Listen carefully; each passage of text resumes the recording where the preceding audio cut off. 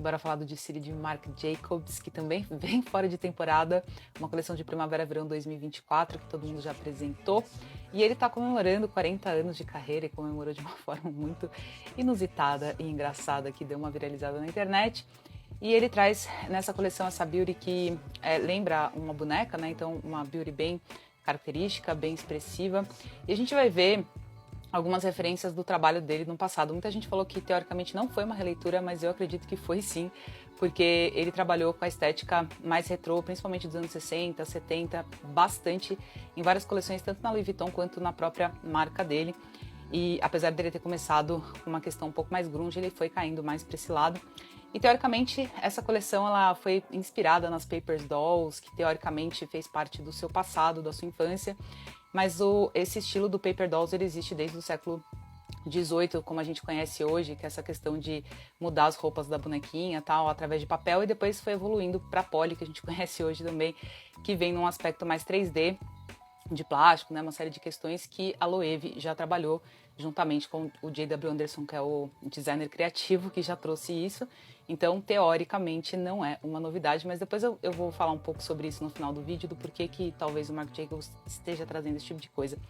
E aí ele traz nessa coleção, então, de fato, a questão do Paper Dolls, que as roupas, elas são um pouco maiores, principalmente nessa parte das laterais, nas proporções, dando esse aspecto de que é como se a peça tivesse sido colada no 2D na pessoa que está vestindo. Então ele traz esse aspecto e traz algumas referências que a gente já viu, como eu falei, tanto na Loewe quanto na marca do J.W. Anderson, onde ele trabalha essa questão dos bolsos mais em cima, né? Ele trabalha as proporções um pouco mais exageradas, ele traz todos esses aspectos de uma maneira bastante criativa e que eu acho que houve sim inspiração no trabalho dele, nesse trabalho do Marc Jacobs. E aqui no final ele traz, teoricamente falaram que pode ter sido uma inspiração aí nos looks da Diana Ross, mas eu acho que também tem referências do passado dele em algumas coleções.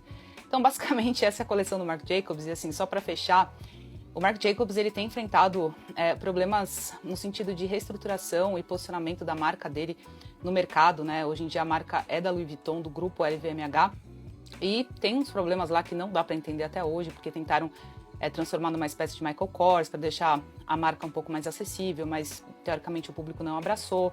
Então o próprio Marc Jacobs ele falou que ele chegou a reconhecer que ele perdeu um pouco a mão e que ele não sabe muito bem o que os jovens querem hoje em dia. Então quando ele traz uma coleção dessa, embora a gente já tenha visto coisas semelhantes, ele traz de novo essa questão um pouco mais fashionista e que conversa um pouco mais com a geração de hoje, que quer uma coisa mais divertida, mais fun, mais criativa, e ele trouxe, né? Então eu acho que isso levanta um pouco o Marc Jacobs, principalmente para a geração mais jovem, e talvez valorize a marca com o tempo, né? Se ele continuar trabalhando nessa linha, talvez realmente ele tenha uma resposta positiva e consiga trazer mais desse talento dele, porque o que está acontecendo com a marca Marc Jacobs, para mim, na minha opinião, é o cúmulo do absurdo. A gente tem um super designer que está passando por processos que são impossíveis praticamente de entender. Então, basicamente, essa coleção, me contem o que vocês acharam.